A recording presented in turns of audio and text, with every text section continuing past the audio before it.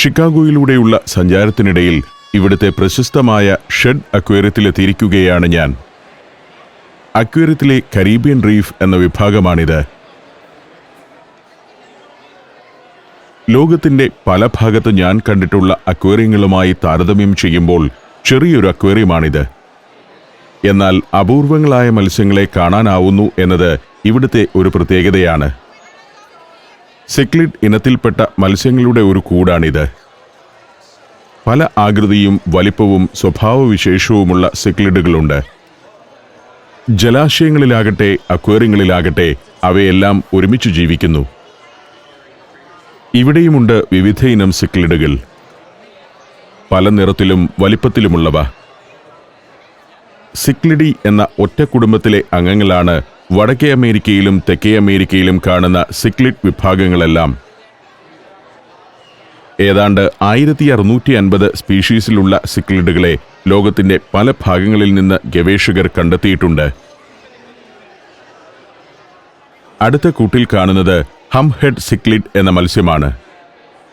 Lion head cichlid എന്നും ഇതറിയപ്പെടുന്നു. തലയുടെ പ്രത്യേകതയാണ് ഈ മത്സ്യത്തിന് ഹം ഹെഡ് എന്ന പേര് വരാൻ കാരണം. തിരിച്ചറിയപ്പെടാത്തവ ഉൾപ്പെടെ സിക്ലിഡ് വിഭാഗത്തിൽ 3000 സ്പീഷീസിലെങ്കിലുമുള്ള മത്സ്യങ്ങൾ ഉണ്ടാകുമെന്നാണ് ഇത് സംബന്ധിച്ചുള്ള പഠനം നടത്തുന്നവരുടെ നിഗമനം. ഷെഡ് അക്വേറിയത്തിൽ ഐലൻഡ്സ് ആൻഡ് ലേക്സ് എന്ന വിഭാഗത്തിലാണ് ഇത്രയേറെ വൈവിധ്യമാർന്ന സിക്ലിഡുകളെ പ്രദർശിപ്പിച്ചിരിക്കുന്നത്. ഇതിനിടയിൽ നീല നിറമുള്ള ഒരിനം മത്സ്യത്തെ കാണാം. ബ്ലൂ ആൻഡ് ബ്ലൂ സിക്ലിഡ് എന്നാണ് ഇതറിയപ്പെടുന്നത്. തായ്വാൻ റീഫ് സിക്ലിഡുകളും റെഡ് പീകോക്ക് എന്ന സിക്ലിഡ് ഇനവുമെല്ലാം ഈ കൂട്ടത്തിലുണ്ട്. ഇവിടെ ഇത് സവിശേഷതയാർന്ന മറ്റൊരു മത്സ്യം ഹം ഹെഡ് ഗ്ലാസ് ഫിഷ് എന്ന് ഇതറിയപ്പെടുന്നു. അക്വേറിയം മത്സ്യം എന്ന നിലയിൽ ലോകത്തെവിടെയും സുപരിചിതമാണ് ഈ മത്സ്യം. പാരാബോസിസ് പുൾസിനെല്ല എന്നാണ് ഇവയുടെ ശാസ്ത്രനാമം. പരമാവധി 4 ഇഞ്ച് വരെ വലിപ്പം വയ്ക്കുന്ന ഈ മത്സ്യങ്ങളെ ശുദ്ധജല തടാകങ്ങളിലും ചതുപ്പുകൾക്ക് സമീപമുള്ള കുളങ്ങളിലുമാണ് കണ്ടുവരുന്നത്. ഇവിടെ ഇങ്ങനെ ഒരാളുണ്ട്. ഈൽ മത്സ്യമാണ്. ആഫ്രിക്കയിലെ സാംബസി നദിയിൽ നിന്നും ഇവിടെ എത്തിയ അതിഥിയാണിത്. ജയന്റ് മോട്ട്ലെറ്റ് ഈൽ എന്നും ഇതിന് പേരുണ്ട്. സാംബസി നദി ഇവയുടെ ഒരു പ്രധാന ആവാസ കേന്ദ്രവുമാണ്. ജലാശയങ്ങളുടെ അടിത്തട്ടിൽ മണ്ണിൽ ചേർന്ന് കിടക്കാൻ താൽപ്പര്യപ്പെടുന്നവയാണ് ഇത്തരം ഈലുകൾ. പലതരം മത്സ്യങ്ങൾ. ഇവയെല്ലാം ശുദ്ധജലത്തിൽ മാത്രം ജീവിക്കുന്നവയാണ്.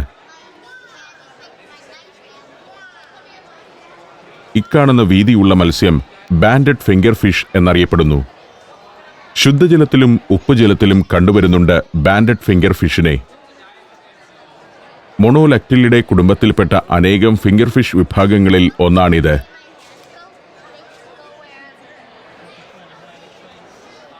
കാനറി ദ്വീപുകളിലാണ് ഇവയെ ധാരാളമായി കണ്ടുവരുന്നത്. പല ആഫ്രിക്കൻ രാജ്യങ്ങളിലും കടലിലേക്ക് ഇറങ്ങി വളരുന്ന കണ്ടൽക്കാടുകൾക്കിടയിൽ ബാൻഡഡ് ഫിംഗർ ഫിഷ് കൂട്ടമായി വസിക്കുന്നു.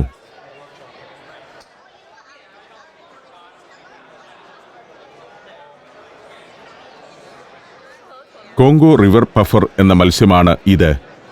ഇങ്ങനെ കാണുമ്പോൾ ഇതൊരു മത്സ്യമാണോ എന്ന് തന്നെ സംശയം തോന്നും. പൊട്ടറ്റോ പഫർ എന്നൊരു വിളിപ്പേര് കൂടിയുണ്ട് ഇത്തരം മത്സ്യങ്ങൾക്ക്. ആഫ്രിക്കയിലെ കോങ്കോ നദിയിലും അതിനോട് ചേർന്ന് കിടക്കുന്ന കുളങ്ങളിലും തടാകങ്ങളിലും മാത്രമാണ് ഇവയെ കണ്ടുവരുന്നത്. ഒരു ശില്പമോ ചൈനീസ് കളിപ്പാട്ടമോ ആണെന്നേ തോന്നൂ. ചെറുമത്സ്യങ്ങൾ, ഷ്രിമ്പുകൾ എന്നിവയെല്ലാം ആഹാരമാക്കുന്ന കോങ്കോ റിവർ പഫർ കൂടുതൽ സമയവും ജലാശയങ്ങളുടെ അടിത്തട്ടിൽ വിശ്രമിക്കാൻ ഇഷ്ടപ്പെടുന്നവരാണ്. 23 മുതൽ 26 ഡിഗ്രി സെൽഷ്യസ് വരെ താപനില നിയന്ത്രിച്ചു നിർത്തിയ ടാങ്കുകളിലാണ് ഇവയെ വളർത്തുന്നത്. മത്സ്യകുലത്തിലെ ടെട്രൗഡൻ കുടുംബത്തിൽപ്പെട്ടവരാണ് കോങ്കോ പഫർ ഫിഷ്. പാഡിൽ ഫിഷ് എന്ന ഒരിനം മത്സ്യമാണ് ഇത്. നീളൻ ചുണ്ടും ഗുഹാസമാനമായ വായുമാണ് ഇവയുടെ പ്രത്യേകത. മധ്യ അമേരിക്കയിലും കാനഡയിലുമുള്ള വലിയ നദികളിലാണ് ഇവയെ കൂടുതലായി കണ്ടുവരുന്നത്. പ്രിമിറ്റീവ് ഫിഷ് എന്നാണ് ഇവയെ ശാസ്ത്ര സമൂഹം വിലയിരുത്തുന്നത്. 70 മുതൽ 75 മില്യൺ വരെ വർഷങ്ങൾക്ക് മുൻപ് പാഡിൽ ഫിഷ് നോർത്ത് അമേരിക്കയിലെ നദികളിൽ ഉണ്ടായിരുന്നെന്ന് ഫോസിൽ പഠനങ്ങളിൽ നിന്നും വ്യക്തമായിട്ടുണ്ട്. ഇത്തരത്തിൽ അപൂർവ ഇനത്തിൽപ്പെട്ട പലവിധ മത്സ്യങ്ങളുണ്ടിവിടെ. വിചിത്രാകാരവും വിഭിന്ന ജീവിതശൈലിയുമുള്ള മത്സ്യങ്ങൾ. ഓറഞ്ച് ബാക്ക് റെയിൻബോ ഫിഷ് എന്നാണ് ഇതിലെ അന്തേവാസികൾ അറിയപ്പെടുന്നത്. ഇന്തോനേഷ്യ, പാപ്പുവ തുടങ്ങിയ ഇടങ്ങളിലെ തടാകങ്ങളിൽ ധാരാളമായി കണ്ടുവരുന്ന മത്സ്യമാണിത്. ഇവയുടെ പിൻഭാഗത്തിന് ഓറഞ്ച് നിറമാണെന്നതാണ് പ്രത്യേകത. റെയിൻബോ ഫിഷ് പലതരമുണ്ട്. അതിൽ സവിശേഷ ജനസിൽപ്പെട്ടതാണ് orange back rainbow. Melanotaenia boesemani എന്നാണ് ഇവയുടെ ശാസ്ത്രനാമം. ഇത് Fly River turtle. Australia, Papua New Guinea എന്നിവിടങ്ങളിലെ നദികളിലും അരുവികളിലും കണ്ടുവരുന്നവയാണ് ഫ്ലൈ റിവർ ടർട്ടിൽ. കൈകാലുകൾ ചിറകുകൾക്ക് സമാനമാണ്. പക്ഷികൾ ആകാശത്ത് പറക്കും പോലെയാണ് ഇവൻ ജലത്തിൽ നീങ്ങുന്നത്. പിഗ് നോസ്ഡ് ടർട്ടിൽ എന്നൊരു വിളിപ്പേര് കൂടിയുണ്ട് ഇത്തരം ആമകൾക്ക്. പന്നിയുടേതിന് സമാനമായ മൂക്കുള്ളതിനാലാണ് അത്. സാധാരണ ആമകളുടേതിൽ നിന്നും വ്യത്യസ്തമാണ് ഇവയുടെ പുറംതോട്. അതിവേഗത്തിൽ വംശനാശം സംഭവിച്ചുകൊണ്ടിരിക്കുന്ന ഒരിനം ആമ കൂടിയാണിത്. 1981 2011 ലോകത്ത് ഫ്ലൈ റിവർ ടേർട്ടിലിന്റെ എണ്ണം 50% കുറഞ്ഞിട്ടുണ്ടെന്നാണ് കണക്ക്. വീടുകളിൽ വളർത്തുന്നതിനു വേണ്ടി നദികളിൽ നിന്നും ചതുപ്പുകളിൽ നിന്നും ഇവയെ വ്യാപകമായി പിടിച്ചുകൊണ്ടു പോകുന്നുമുണ്ട്. കൗതുകമുണർത്തുന്ന ഒരു ജീവി. ഇവിടെ ഒരു ടാങ്കിൽ കൗതുക രൂപമുള്ള മറ്റൊരു മത്സ്യമുണ്ട്. ഓസിലേറ്റഡ് ഫെദർബാക്ക് എന്നാണ് ഇവന്റെ പേര്. ഇന്ത്യയുടെ വടക്കുകിഴക്കൻ ഭാഗങ്ങളിലും തായ്ലൻഡിലും ബർമയിലും നദികളിൽ കാണപ്പെടുന്ന മത്സ്യമാണ് ഓസിലേറ്റഡ് ഫെദർബാക്ക്. 1 മീറ്റർ വരെ നീളത്തിൽ വളരുന്നവയാണ് ഈ മത്സ്യം. കംബോഡിയ, ലാവോസ്, വിയറ്റ്നാം എന്നിവിടങ്ങളിലും ഈ മത്സ്യത്തെ അപൂർവമായി കണ്ടുവരുന്നുണ്ട്. അക്വേറിയം മത്സ്യം എന്ന നിലയിൽ ബർമയിൽ നിന്നും തായ്ലൻഡിൽ നിന്നും ഓസിലേറ്റഡ് ഫെദർബാക്കിനെ ധാരാളമായി കയറ്റുമതി ചെയ്തു വരുന്നു.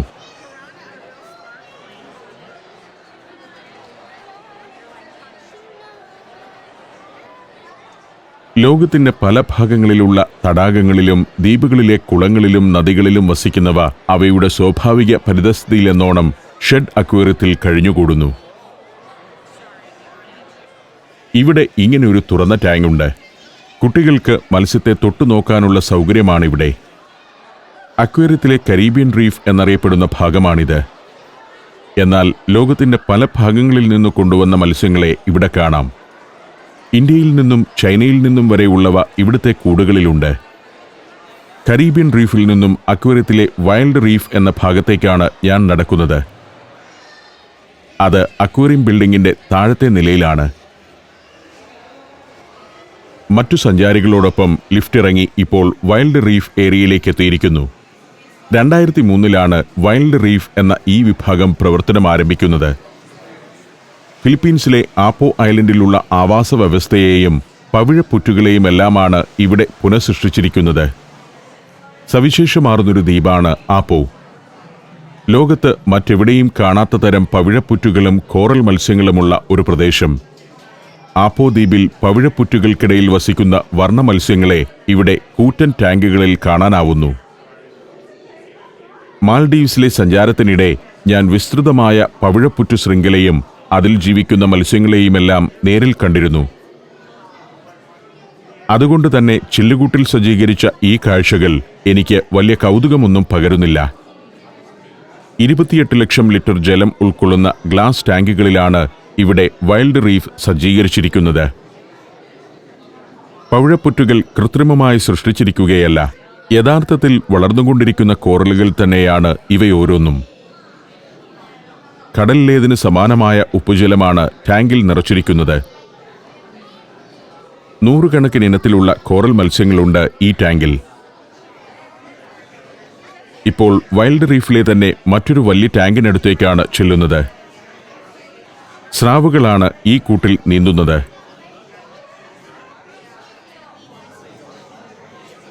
പവിഴപ്പുറ്റുകളുടെ മേഖലയിൽ വസിക്കുന്ന ഇനം സ്രാവുകളെയാണ് ഇവിടെ കാണാനാവുന്നത്. സ്രാവുകൾക്ക് വസിക്കാൻ ചെറിയ ഇരുട്ടുള്ള അന്തരീക്ഷമാണ് വേണ്ടത്. മറ്റിനം മത്സ്യങ്ങളുമുണ്ട് കൂട്ടിൽ. 15 ലക്ഷം ലിറ്റർ ജലം ഉൾക്കൊള്ളുന്നതാണ് ഷാർക്കുകളുടെ ചില്ലുകൂട്. ഈ ഹാളിൽ അധികം ലൈറ്റില്ല. Flash photography അനുവദിക്കുകയുമില്ല. സാധാരണയായി ശുദ്ധജലത്തിൽ വളരാത്ത മത്സ്യമാണ് സ്രാവ്. സമുദ്രത്തിൽ 2000 മുതൽ 3000 വരെ മീറ്റർ ആഴത്തിൽ സ്രാവുകൾ വസിക്കുന്നുണ്ട്. ധാരാളം സന്ദർശകർ സ്രാവുകളെ കണ്ടു നിൽക്കുന്നു. അവരെ പിന്നിട്ട് ഞാൻ നടത്തം തുടർന്നു. ആപ്പോദ്വീപിലെ ജീവിതവും കൂടി ഇവിടെ പുനഃസൃഷ്ടിച്ചിട്ടുണ്ട്. അവിടുത്തെ ആളുകൾ നിർമ്മിക്കുന്ന ഉപകരണങ്ങൾ വരെയുണ്ട് പ്രദർശന വസ്തുക്കളിൽ. ആപ്പോദ്വീപിന് സമീപമുള്ള കടലിന്റെ ഘടന എങ്ങനെയാണെന്ന് ഇവിടെ ഒരു ടാങ്കിൽ കാണാം. ആപ്പോദ്വീപുവാസികൾ നെയ്ത കൊട്ടയും വട്ടിയും മറ്റു കരകൗശല വസ്തുക്കളുമെല്ലാം ഇവിടെയുണ്ട്.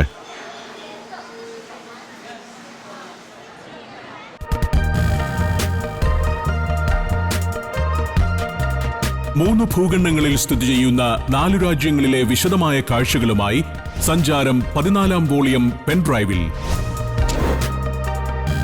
Azerbaijan, Indonesia, Tajikistan, Peru. സഞ്ചാരം വോളിയം നമ്പർ 14. പെൻഡ്രൈവ് വില 4000 രൂപ.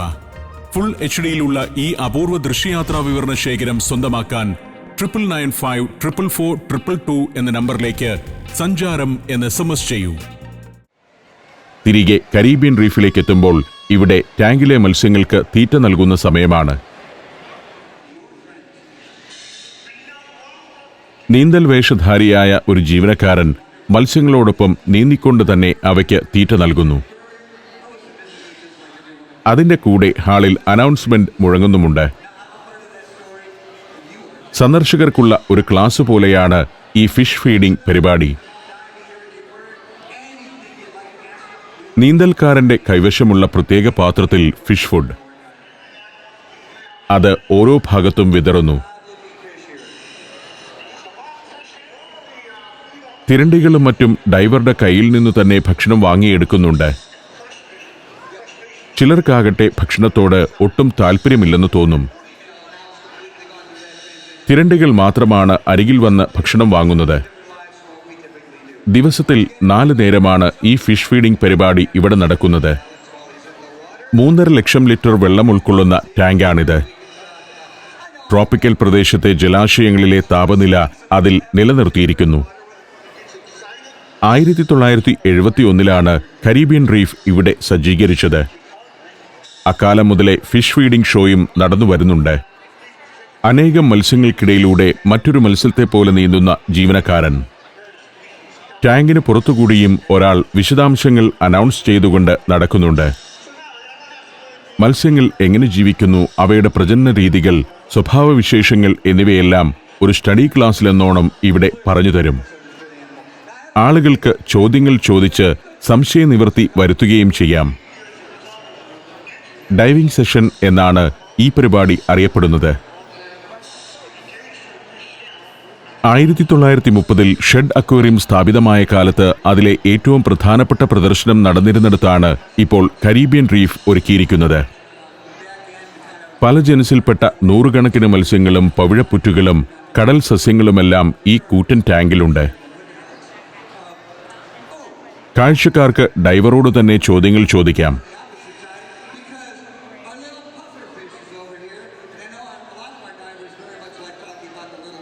ഷെഡ് അക്വേറിയത്തിലെ കാഴ്ചകൾ പകർത്തുന്നത് മതിയാക്കുകയാണ്.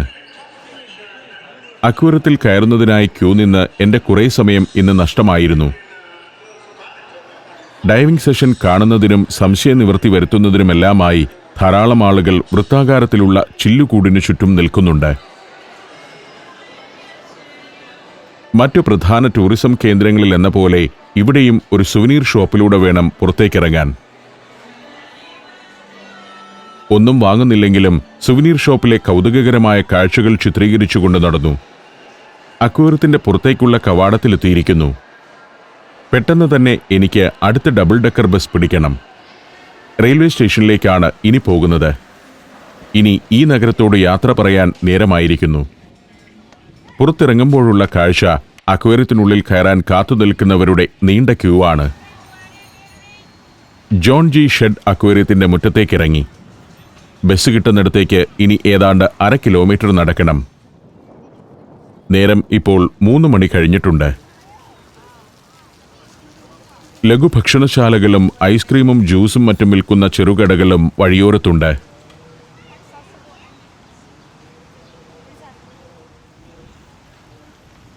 സിനമൺ റോസ്റ്റഡ് ആൽമണ്ട്സ് ലഭിക്കുന്ന ഒരു കട. ബദാം ശർക്കര വരട്ടി എന്ന് പറയാം. കട പിന്നിട്ട് നടന്നെത്തുന്നത് ദ ഫീൽഡ് മ്യൂസിയത്തിന്റെ ഈസ്റ്റ് എൻട്രൻസിലേക്കാണ്. ഷിക്കാഗോയിലെ മ്യൂസിയം ക്യാമ്പസിൽ 2 ദിവസമെങ്കിലും ചുറ്റി നടന്ന് കാണാനുള്ള കാഴ്ചകളുണ്ട്. ഫീൽഡ് മ്യൂസിയം തന്നെ അതിബൃഹത്തായ ഒരു സ്ഥാപനമാണ്. ഞാൻ നടന്നു ചെല്ലവേ അതാ ഒരു ഡബിൾ ഡെക്കർ ബസ് കടന്നു പോകുന്നു. നിർഭാഗ്യം, ഇനിയും 1/2 മണിക്കൂർ കാത്തു നിൽക്കേണ്ടി വരും അടുത്ത ബസ്സെത്താൻ. കാത്തു നിൽക്കുകയല്ലാതെ രക്ഷയില്ല. ലഘുഭക്ഷണശാലയിൽ നിന്നും ഒരു ഹോട്ട് ഡോഗ് വാങ്ങിക്കഴിച്ച് ഞാൻ കാത്തുനിൽപ്പിലാണ്. ബസ് വരണം. 1/2 മണിക്കൂർ കൊണ്ട് ഫീൽഡ് മ്യൂസിയം കണ്ടു തീർക്കാനുമാവില്ല. വലിയൊരു നിർമ്മിതി തന്നെയാണ് ഫീൽഡ് മ്യൂസിയം. ലോകത്തെ തന്നെ ഏറ്റവും വലിയ നാച്ചുറൽ ഹിസ്റ്ററി മ്യൂസിയങ്ങളിൽ ഒന്നാണിത്. ഞാൻ കാത്തുനിൽക്കെ ട്രോളി ബസ്സുകൾ പലതും കടന്നു പോകുന്നുണ്ട്. എന്റെ കൈവശമുള്ള ടിക്കറ്റ് ഉപയോഗിച്ച് അത്തരം ട്രോളി ബസ്സുകളിൽ കയറാനാവില്ല. സിറ്റി ബസ്സുകളും കടന്നുപോയിക്കൊണ്ടിരിക്കുന്നു. Chicago trolley and double decker കമ്പനിയുടെ ബസ് വരുന്നതും കാത്തു നിൽക്കുമ്പോൾ മുന്നിലെ യാർഡിൽ മറ്റൊരു തരം ബസ്സുകൾ കിടപ്പുണ്ട്. ഒരേ രൂപമുള്ള കുറേയേറെ ബസ്സുകൾ. സെനറ്റേഴ്സ് കോച്ച് എന്നാണ് ഇതറിയപ്പെടുന്നത്. ഇവിടുത്തെ സെലിബ്രിറ്റികളും വലിയ സമ്പന്നരുമെല്ലാം ടൂറുകൾക്ക് ഉപയോഗിക്കുന്ന ബസ്സാണിത്. 3 ദശകങ്ങളായി സെനറ്റേഴ്സ് ലക്ഷറി കോച്ചുകൾ USA-യിൽ സർവീസ് നടത്തുന്നുണ്ട്. വാടകയ്ക്കെടുക്കാവുന്ന ബസ്സുകൾ. സൈക്കിളിൽ സിറ്റി ടൂർ നടത്തുന്നവരാണ് ഇവിടെ നിൽക്കുമ്പോഴുള്ള വേറൊരു കാഴ്ച. അതാണ് ഏറ്റവും സൗകര്യപ്രദമായ യാത്ര. വഴിയോര കാഴ്ചകൾ കണ്ടു നിൽക്കെ ഒരു ഡബിൾ ഡെക്കർ ബസ് എത്തി. ഇനി എത്രയും പെട്ടെന്ന് ബസ് യൂണിയൻ സ്റ്റേഷൻ അടുത്തെത്തുമോ എന്നാണ് എനിക്കറിയേണ്ടത്. നേരം 4 മണിയാകാറായിട്ടുണ്ട്. സാധാരണഗതിയിൽ 1 മണിക്കൂർ കൊണ്ട് ഈ ബസ് യൂണിയൻ സ്റ്റേഷൻ അടുത്തെത്തേണ്ടതാണ്. പകൽ നേരത്ത് കൃത്യസമയം പാലിക്കുന്നവയാണ് സിറ്റി സൈറ്റ് സീയിങ് ബസ്സുകളെല്ലാം. പക്ഷേ സന്ധ്യയാവുന്നതോടെ സ്ഥിതി മാറും. വൈകുന്നേരമാകുമ്പോൾ കമ്പനികൾ സർവീസ് നടത്തുന്ന ബസ്സുകളുടെ എണ്ണം കുറയ്ക്കും. അപ്പോൾ 1/2 മണിക്കൂറിന് പകരം 3/4 മണിക്കൂറും 1 മണിക്കൂറും വരെ കാത്തു നിൽക്കേണ്ടി വരും ഒരു ബസ്സെത്താൻ.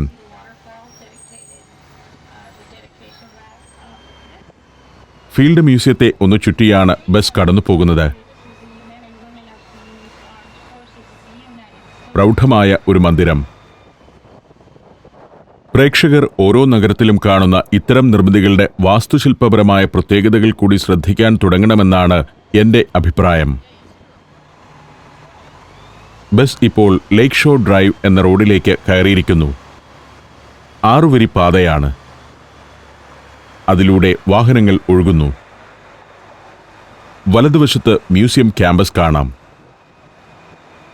ഉദ്യാനത്തിന്റെ പല ഭാഗത്തുകൂടി ആളുകൾക്ക് നടന്ന് കാഴ്ചകളിലേക്ക് പോകാവുന്ന നിരവധി ട്രെയിലുകളുണ്ട്. സുന്ദരമായ പുൽമേടുകൾ, വളർന്നു നിൽക്കുന്ന മരങ്ങൾ, പലയിടത്തും ശില്പങ്ങളും സ്മാരകങ്ങളും. അകലെ അക്കാണുന്നതാണ് ഷെഡ് അക്വേറിയം. ട്രോളി ബസ്സുകൾ നിരത്തിൽ എവിടെയും സാന്നിധ്യമാണ്. ഞാൻ കയറിയിരിക്കുന്ന ബസ്സിലേതിനേക്കാൾ ചെലവ് കുറഞ്ഞ യാത്രയാണ് ട്രോളി ബസ്സിലേത്. എന്നാൽ ടൂറിസ്റ്റുകൾ കൂടുതൽ ഉപയോഗപ്പെടുത്തുന്നത് ഡബിൾ ഡെക്കർ ബസ്സുകളെയാണ്. ബിഗ് ബസ് കമ്പനിയുടെ ഒരു ഡബിൾ ഡെക്കറാണ് ഈ കടന്നു പോകുന്നത്. ലക്ഷക്കണക്കിന് ടൂറിസ്റ്റുകളാണ് ലോകത്തിന്റെ നാനാഭാഗങ്ങളിൽ നിന്നും ഷിക്കാഗോ നഗരം കാണാൻ വന്നിറങ്ങിക്കൊണ്ടിരിക്കുന്നത്. അവരൊന്നും ഗ്രാമക്കാഴ്ചകൾ ഇവിടെ കാണാമെന്ന ആഗ്രഹത്തോടെ വരുന്നവരല്ല. പരമാവധി ഗ്രാമക്കാഴ്ചകൾ കാണിക്കാൻ ഓരോ രാജ്യത്തുകൂടിയും സഞ്ചരിക്കുമ്പോൾ ഞാൻ ശ്രദ്ധിക്കാറുണ്ട്. ഷിക്കാഗോയിലാണെങ്കിൽ നഗരം തന്നെ കാണണം. മിഷിഗൺ തടാകക്കരയിൽ ലേക്ക് ഷോർ ഡ്രൈവിലൂടെ യാത്ര തുടരുകയാണ്. ബസിന്റെ വേഗം കുറയുമ്പോഴെല്ലാം എൻ്റെ പിരിമുറുക്കം കൂടുന്നുണ്ട്. ശരിക്കും ബസ് ഒരു കറക്കം പൂർത്തിയാക്കാൻ 1.5 മണിക്കൂർ എടുക്കും. അങ്ങനെയെങ്കിൽ ഏതാണ്ട് 5:30 മണിയെങ്കിലുമാവും ഇത് യൂണിയൻ സ്റ്റേഷന്റെ സമീപത്തെത്താൻ. 6 മണിക്കുള്ള ട്രെയിനിലാണ് എനിക്ക് യാത്ര തുടരേണ്ടത്. ട്രെയിൻ ടിക്കറ്റ് എടുത്തിട്ടുണ്ട്.